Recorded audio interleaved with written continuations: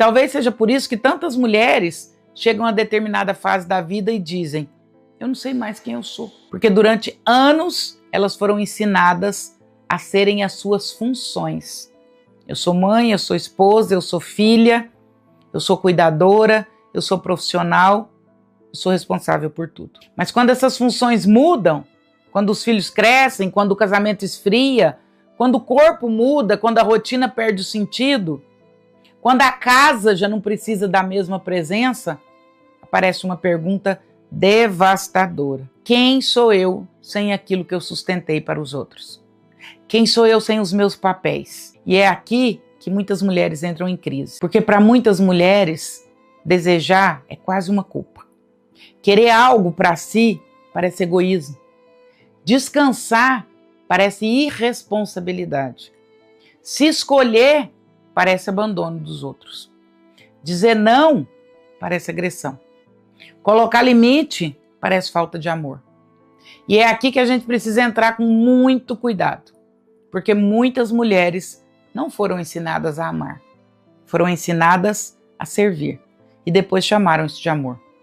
Mas servir não é amar. Talvez você tenha sido a filha forte, a filha que não podia dar trabalho, a filha que cuidava dos irmãos, a filha que precisava entender tudo, a filha que precisava amadurecer cedo, a filha que precisou ser boa para não causar problema, a filha que aprendeu que o amor vinha quando ela correspondia com boas ações.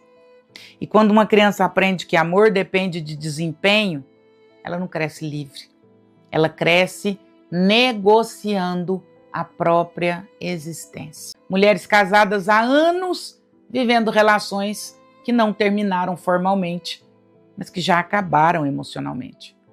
A convivência continua, as contas continuam, a cama ainda é dividida, a casa é a mesma, a rotina é a mesma, mas o encontro desapareceu.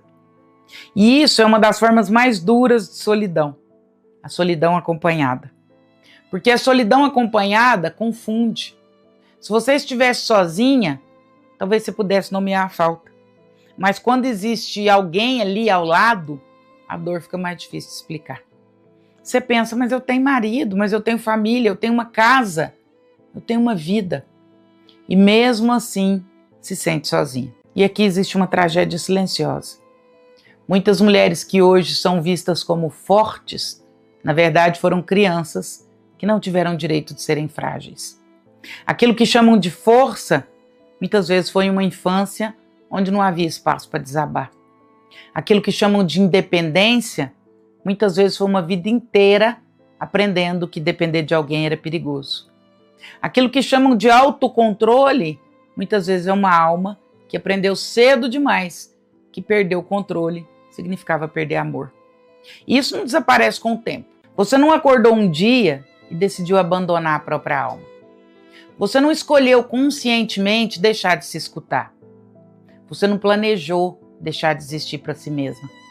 Isso foi acontecendo de forma lenta, repetida, quase imperceptível. Você foi cedendo um pouco aqui, engolindo um pouco ali, suportando mais do que deveria, se adaptando para não gerar conflito. Dizendo tudo bem, quando não estava tudo bem. Cuidando dos outros, enquanto você mesma ficava para depois. Tentando ser compreensiva, tentando ser boa, tentando ser forte, tentando não incomodar. E com o tempo, aquilo que parecia maturidade virou desaparecimento. Ela continua tentando merecer amor, só que agora não dos pais. Agora do marido, dos filhos, da família, do trabalho, da igreja, da sociedade, do olhar dos outros. E ela vai se tornando uma mulher que funciona muito bem para todos, menos para si mesma. Ela sabe cuidar da casa, sabe resolver problemas, sabe organizar a vida dos filhos, sabe sustentar emocionalmente o parceiro, sabe antecipar necessidades, sabe até perceber quando alguém não está bem, sabe se adaptar ao humor dos outros, mas não sabe responder uma pergunta simples que hoje eu quero fazer para você. O que eu quero? Quem sou eu sem aquilo que eu sustentei para os outros? E talvez seja por isso que tantas mulheres chegam a determinada fase da vida e dizem: eu não sei mais quem eu sou. Porque durante anos elas foram ensinadas a serem as suas funções. Mas quando essas funções mudam, quando os filhos crescem, quando o casamento esfria, quando o corpo muda, quando a rotina perde o sentido, quando a casa já não precisa da mesma presença, aparece uma pergunta devastadora. Quem sou eu sem aquilo que eu sustentei para os outros? Quem sou eu sem os meus papéis? E é aqui que muitas mulheres entram em crise. Mas porque pela primeira vez, talvez estejam encontrando um vazio que sempre teve ali, mas que era encoberto pela função e pela utilidade.